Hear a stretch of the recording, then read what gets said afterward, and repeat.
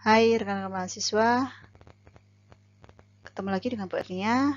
Kali ini adalah video bagian yang kedua dari evaluasi ekonomi pabrik, di mana pada video ini nanti kita akan membahas contoh soal untuk evaluasi ekonomi pabrik. Bagaimana contoh soalnya? Mari kita ikuti bersama-sama. Contoh soal di sini ada suatu hasil perancangan pabrik amil asetat, di mana tipe pabrik adalah fluid. Peralatan proses dibuat di luar negeri dan akan dievaluasi ekonominya untuk menentukan apakah pabrik tersebut layak atau tidak untuk didirikan. Kapasitas pabrik sebesar 100 juta unit kontainer, masing-masing 5 kg per tahunnya, dengan harga Rp3.250 per unitnya. Dari hasil perhitungan didapatkan harga peralatannya 50 miliar rupiah. Biaya bahan bakunya untuk 1 tahun sebesar 50 miliar rupiah. Buruh langsung 50 orang per shift yang bekerja 8 jam per shift dan 3 shift per hari. Dengan ongkos buruhnya Rp10.000 per man hour. Biaya utilitas untuk 1 tahun sebesar 11 miliar rupiah. Dan umur pabrik diperkirakan selama 10 tahun. Pajak pendapatan menggunakan sistem ordinary income tax sebesar 30% untuk penghasilan pendapatan sampai 10 miliar rupiah dan selebihnya menggunakan surtax sebesar 20%. Bunga pinjaman dari bank sebesar 12% per tahun. Dari data-data tersebut, perkirakanlah berapa yang pertama, A. Total Capital Investment atau TCI, B. Return on Investment atau ROI, C. Payout Time atau BOT, dan D. Break Even Point atau BEP. Oke, dari soal tersebut kita bisa membahas satu persatu. Di sini untuk total capital investment yang diminta yang pertama, yaitu jumlah fixed capital investment dan working capital investment. Ya. Untuk mendapatkan total capital investment, kita bisa melihat pada perhitungan di tabel 5.3 di samping ini.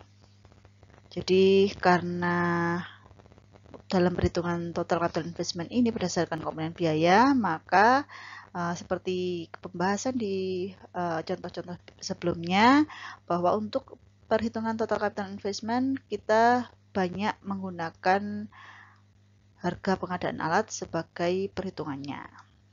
Nah, di sini untuk menghitung direct dan indirect cost, kita lihat untuk komponen biaya pada direct cost itu ada pengadaan alat sendiri besarnya sebesar 50 miliar rupiah, ya tadi diketahui di soalnya seperti itu.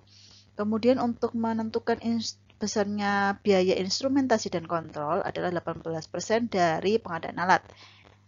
Ketemunya 9M. Kemudian untuk biaya isolasi 8% dari pengadaan alat, 4M. Kemudian perpipaan terpasang 60% dari pengadaan alat, besarnya adalah 30M. Perlistrikan terpasang 10M, yaitu 20% dari pengadaan alat.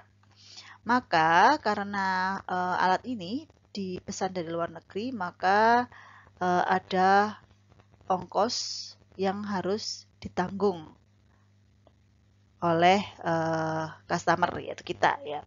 Jadi kita hitung dulu untuk FOB-nya. Nilai FOB-nya adalah total dari item 1 sampai 5. Ketemunya 103M. Kemudian kita menghitung ongkos angkutan kapal lautnya 10% dari harga FOB, maka kita dapatkan 9,3M. Kemudian harga CNF adalah total dari harga FOB ditambah dengan ongkos angkutan laut, ketemunya 112,3M. Kemudian untuk biaya asuransi sendiri ditentukan 1% dari harga CNF. Maka kita dapatkan 1,023 M. Harga CIF adalah jumlah dari harga CNF dan biaya asuransi. Maka kita dapatkan 113,323 M. Kemudian untuk biaya angkutan barang ke Planset 10% dari harga CIF 10,3323 M. Kemudian untuk pemasangan alat adalah 45% dari pengadaan alat 22,5 M. Kemudian untuk biaya bangunan pabrik 70% dari pengadaan alat ketemunya 35 M. Sedangkan harga Service Facilities and Yard Improvement 50% dari harga pengadaan alat didapatkan 25 M. Untuk biaya tanah adalah 5% dari pengadaan alat, dapatnya 2,5 M. Dari sini kita total ya untuk direct cost adalah total dari harga CIF sampai dengan item dari item 10 sampai item 15 ya. Dari harga CIF kemudian dijumlahkan dengan biaya angkutan barang ke Planset, pemasangan alat, bangunan pabrik, service facilities dan juga tanah. Maka kita dapatkan direct cost-nya sebesar 208,6553 M. Kemudian untuk indirect cost-nya itu ada engineering and supervision, biayanya sebesar 10% dari harga pengadaan alat, nilainya 5 M. Kemudian untuk ongkos pemborong adalah 10% dari direct cost, ketemunya 20,865530 M. Kemudian biaya tak terduganya 10% dari FCI. Karena FCI-nya kita belum dapatkan, maka kita tulis di sini 0,1 FCI. Nah, untuk menghitung jumlah dari indirect cost, itu adalah jumlah dari item 17 sampai dengan item 19 ya. Berarti jumlahnya adalah 25,86553 M ditambah 0,1 FCI. Akhirnya masih dalam persamaan di mana di situ masih ada FCI-nya ya. Kemudian untuk mendapatkan FCI atau Fixed Capital Investment. Nah, Fixed Capital Investment ini adalah jumlah dari 16 dan 20. Jumlah dari direct dan indirect cost. Nah, dari mana ketemu harga ini? Nah, untuk mendapatkan nilai FCI ini, kita bisa menuliskan persamaan di mana FCI adalah, saya tuliskan di sini ya, FCI itu adalah total dari direct dan indirect cost. Berarti kita bisa menuliskan 16 ditambah dengan 17 ditambah 18 ditambah 19 gitu ya. Kemudian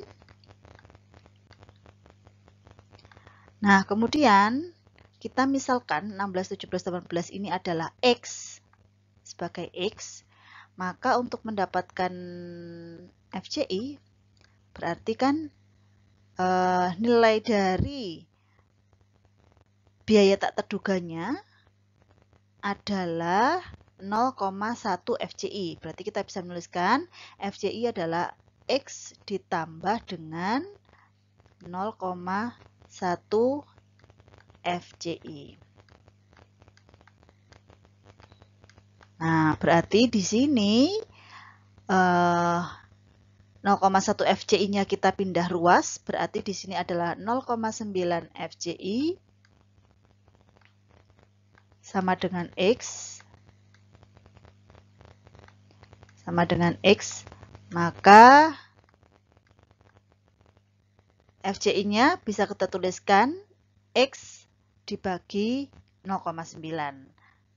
Ya kan? Jadi di sini sama dengan X dibagi 0,9. Nah, maka kita bisa mendapatkan nilai FCI-nya dari item 16 ditambah dengan 17 ditambah dengan 18 dibagi 0,9. Maka kita dapatkan nilainya adalah sebesar 287394777 ini ya. Nah, ini dari perhitungan itu ya. Oke, kemudian untuk mendapatkan WCI ini adalah 20% dari TCI. Nah, begitu juga dengan TCI ya. Untuk perhitungan TCI juga sama seperti itu.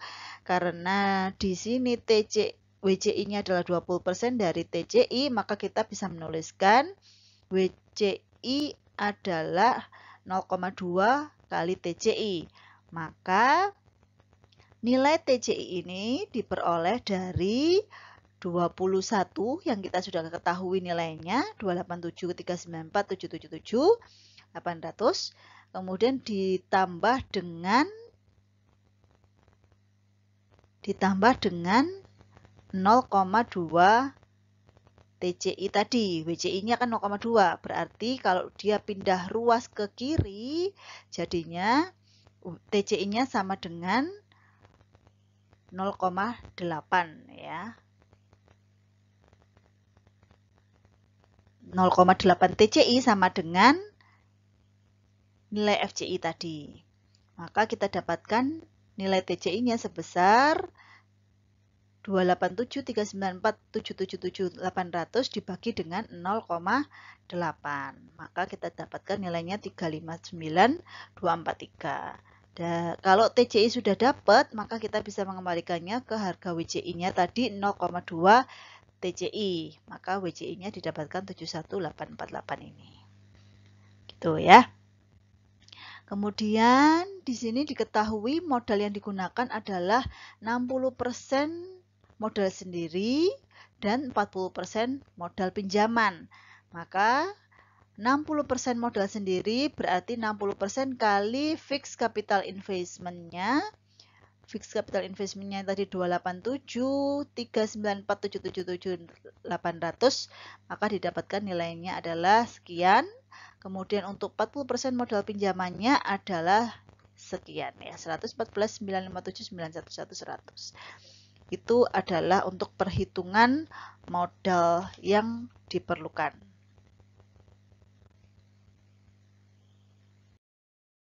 Berikutnya adalah kita diminta untuk menghitung ROI, Return on Investment, atau bisa juga disebut Rate of Return, yaitu laju pengembalian modal yang dapat dihitung dari laba bersih per tahun dibagi dengan modal.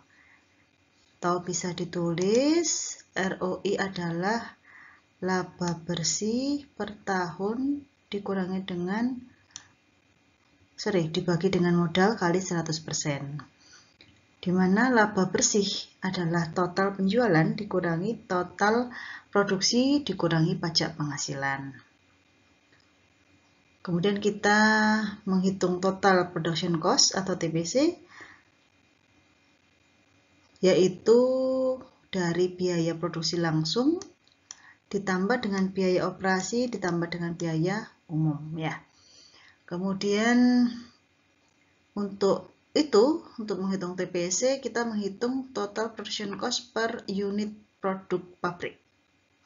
Jadi kita menghitungnya adalah berdasarkan harga atau ongkos produksi total per unit produk. Ya. Untuk itu kita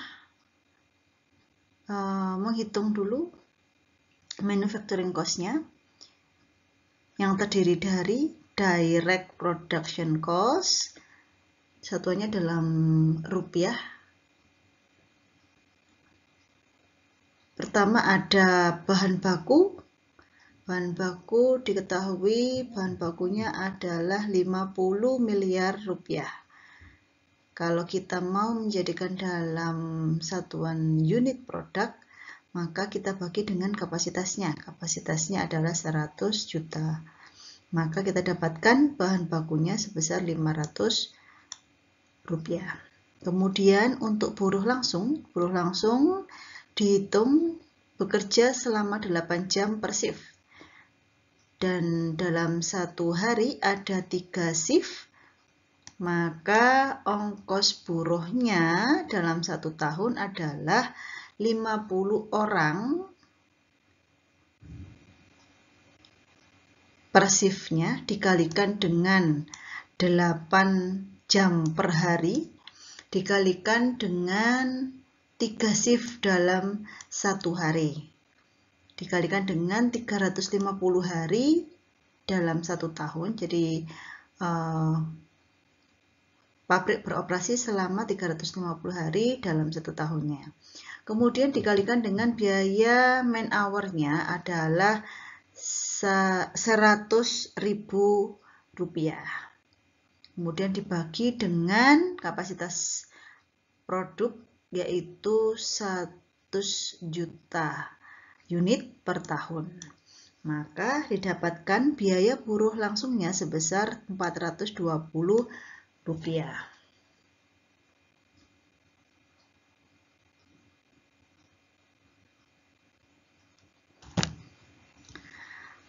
Kemudian pengawasan langsung dari perburuhan dihitung 15% dikalikan dengan biaya buruh langsung 420 tadi, maka kita dapatkan biayanya adalah 63 rupiah per unit produk. Kemudian biaya untuk utilitas, secara total biaya utilitasnya sebesar 11 miliar dibagi dengan kapasitas pabrik yaitu sebanyak 100 juta, maka didapatkan nilainya adalah 110 rupiah untuk biaya utilitas per unit pabriknya, per unit produknya. Kemudian untuk biaya pemeliharaan dan perbaikan adalah 7% kali FCI, di mana FCI tadi sudah diketahui ya, sudah dihitung sebelumnya, maka kita dapatkan nilainya adalah 201,1 rupiah. Kemudian untuk operating supplies 15% dari biaya pemeliharaan dan perbaikan didapatkan 30,2. Kemudian untuk laboratorium, biaya laboratorium 15% dari pemeliharaan dan perbaikan, maka kita dapat nilainya sama dengan operating supplies tadi 30,2. Kemudian untuk paten dan royalti adalah 1% kali TPC. Nah, ini tetap ditulis dalam bentuk 1% TPC atau 0,01 TPC. Kemudian kita jumlahnya adalah 1354,5 ditambah dengan 0,01 TPC. Kemudian selanjutnya adalah kita menghitung fixed charge. Di sini ada beberapa item yang termasuk dalam fixed charge. Yang pertama ada depresiasi, di mana nilai depresiasi ini 10% kali FCI. Nilai FCI-nya sudah diketahui tadi, maka kita dapatkan depresiasinya 287,4. Kemudian untuk pajak kekayaannya 1,5% kali FCI. Maka kita dapatkan nilai 43,1. Kemudian untuk biaya asuransinya 1% kali FCI 28,75. Kemudian biaya sewa, pabrik dianggap tidak menyewa gudang, maka biayanya adalah 0. Kita total untuk fixed charge-nya sebesar 359,25 rupiah. Kemudian untuk plan overhead cost, pengeluaran plan overhead cost 70% dari ongkos buruh, supervisi, dan pemeliharaan. Maka kita jumlahkan untuk ongkos buruh 420 ditambah dengan supervisinya 63 dan pemeliharaannya 201,1. Kita kalikan dengan 70%, maka didapatkan 478,9. Setelah itu kita menghitung general expenses, di mana meliputi biaya administrasi 15% dari ongkos buruh, supervisi, dan pemeliharaan. kita dapatkan nilai 102,7, kemudian ongkos distribusi dan penjualan 0 rupiah karena produk dijual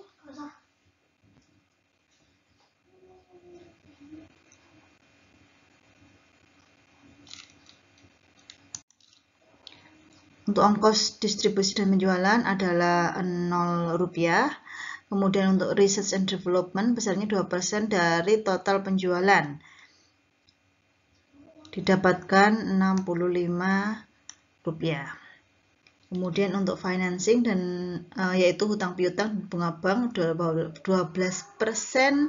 dari 12% kali 114.957 911,1 dibagi dengan 1 miliar, maka kita dapatkan nilai 137,95.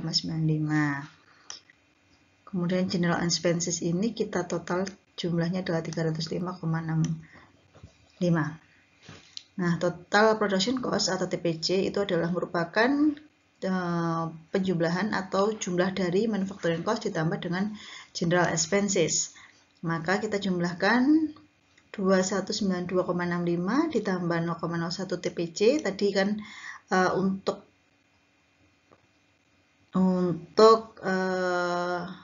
manufacturing cost-nya tadi masih mengandung TPC ya. Kemudian ditambah dengan general expenses-nya, maka kita dapatkan nilai TPC-nya adalah 2.523,55 rupiah per unit produk. Oke, berikutnya adalah menghitung gross earning. Jadi gross earning atau laba kotor itu diperoleh dari total penjualan dikurangi dengan total production cost.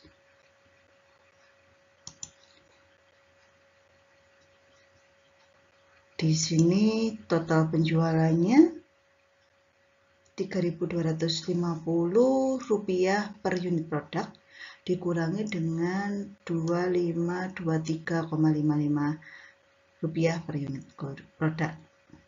Maka kita dapatkan nilainya adalah 726,45 per unit produk, atau jika dijadikan dalam per tahun adalah 72.645 rupiah. Kemudian untuk mencari laba bersih itu merupakan laba kotor dikurangi dengan pajak pendapatan per unit produk. Nah, di sini laba kotornya sebesar 72 ya, yang di poin ini tadi 72645 juta. Kemudian dikurangi dengan pajak pendapatan. Pajak pendapatannya adalah sebesar 30% dari 10 miliar.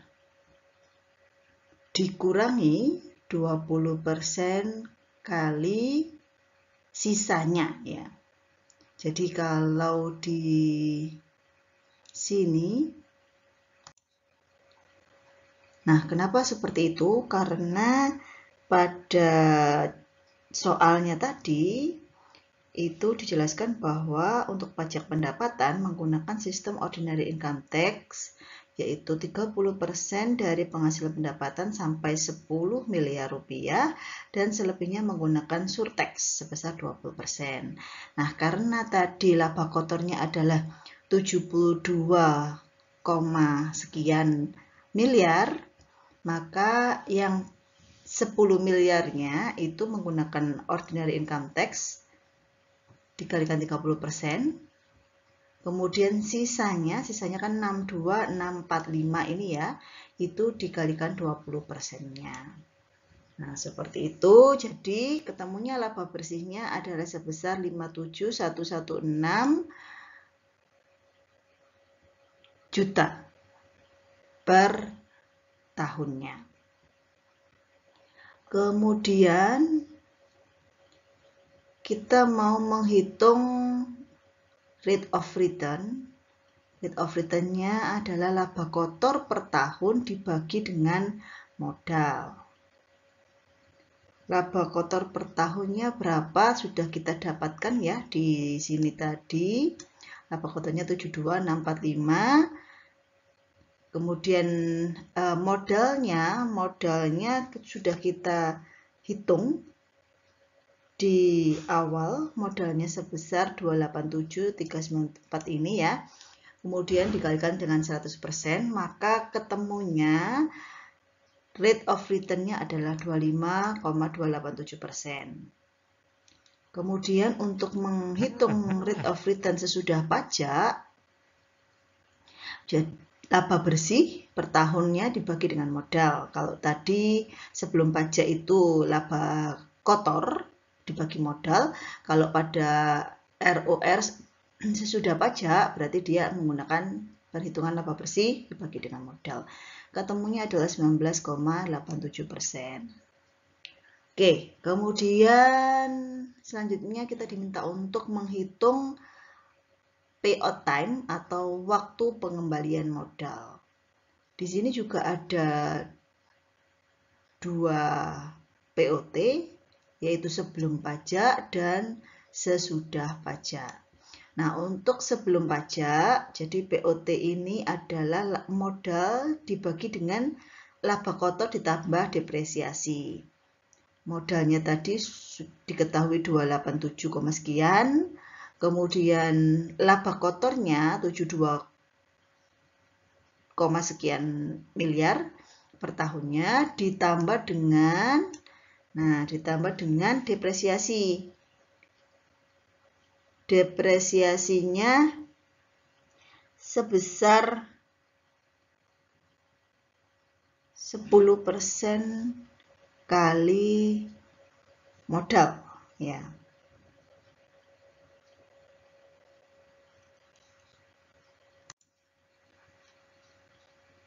Oke, maaf, depresiasi itu 10% dari FCI ya, bukan dari modal ya. Tadi di perhitungan yang awal sudah dihitungkan untuk depresiasi per unitnya tadi kan 28,7. 287,4, kemudian dikalikan dengan kapasitasnya karena 100 juta unit, maka depresiasinya menjadi 28.740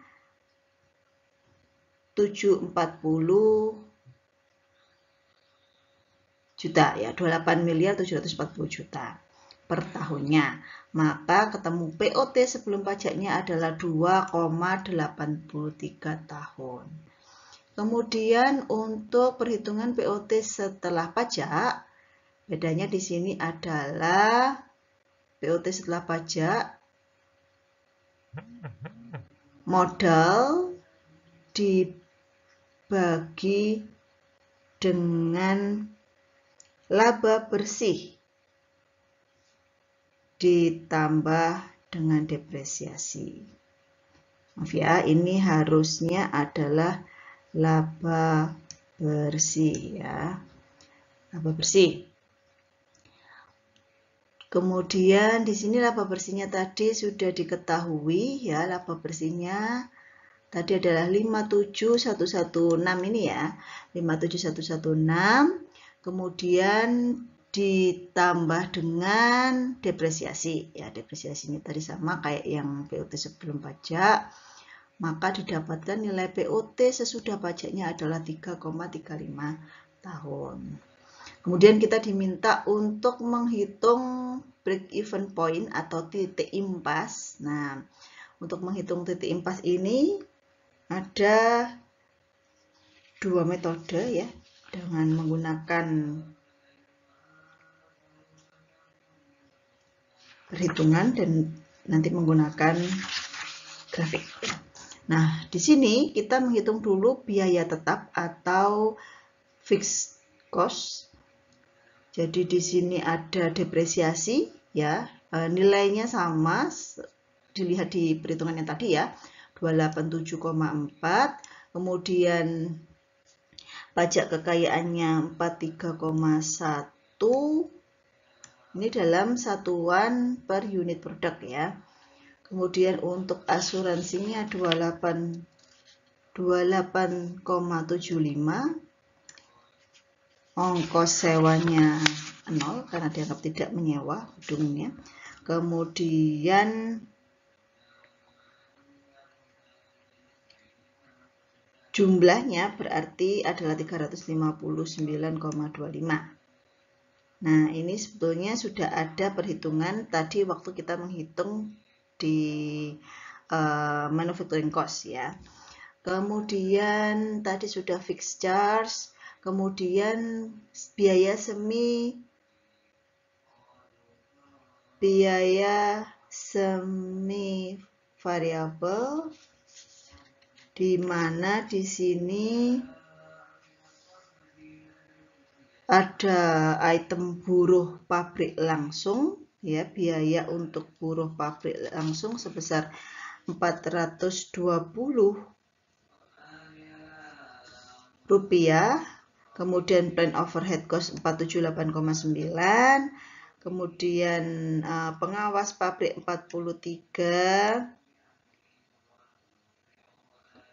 general expenses-nya 305,65, laboratorium dan kontrol 30,2, pemeliharaan dan perbaikan 201,1, dan plan supplies 30,2. Ini sudah ada ya di perhitungan yang sebelumnya. Kemudian untuk biaya variabel, di sini ada biaya untuk bahan baku 500 rupiah per unit produk, kemudian utilitasnya 110 rupiah per unit produk. Untuk pengemasannya dianggap 0. Kemudian kita jumlahkan, jumlahnya adalah 610 untuk biaya variabel. Nah, kemudian seluruhnya kita total, yaitu untuk mendapatkan hasil penjualan produk, di mana hasilnya adalah 3.250 per unit produk. Maka dari rumus BEP untuk mencari BEP kita bisa melihat rumus yang ini ya. Di sini rumusnya adalah FC fixed charge ditambah 0,3 kali SVC atau biaya semi variabel dibagi dengan S atau hasil penjualan produk dikurangi 0,7 SVC dikurangi CV atau biaya variabel ya. Dikalikan dengan 100%. Dari rumus tersebut dapat kita hitung ya. Dari hasil perhitungan BEP-nya adalah sebesar 52,11%. Titik BEP ini terjadi pada kapasitas produksi 52,11% dikalikan dengan 100 juta unit per tahunnya, maka titik BEP terjadi pada kapasitas 52110 atau 52 juta unit per tahun. Nah, dari perhitungan ini apabila kita menggunakan grafik ya, kita bisa melihat di sini. Nah, saya harap kelihatan dengan jelas ya. Ini adalah fixed charge. Nah, garis yang ini itu menunjukkan fixed charge. Ini saya kasih warna merah. Nah, ini menunjukkan fixed charge pada nilai 359,25. Kemudian yang ini adalah variable cost, ada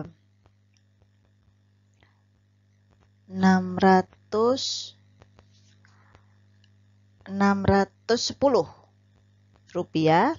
Kemudian yang di atasnya ini adalah SVC, nilainya adalah 1529,05. Nah, dari situ total dari ini semua kita ketemu total production cost pada titik ini ya. Nah, ini senilai 3.250.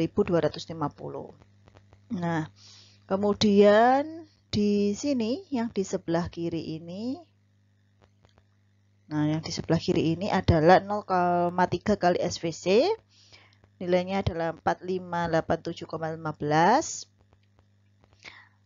Kemudian kita tarik garis ya, yang garis kuning ini adalah garis untuk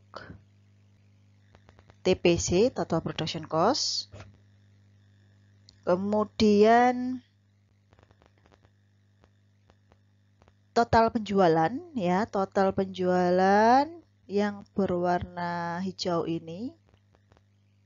Titik penjualan ya, ini titik penjualannya, titik total penjualan itu sebesar 3.250 rupiah. Nah, dari titik ini kita tarik garis ke 0 ya.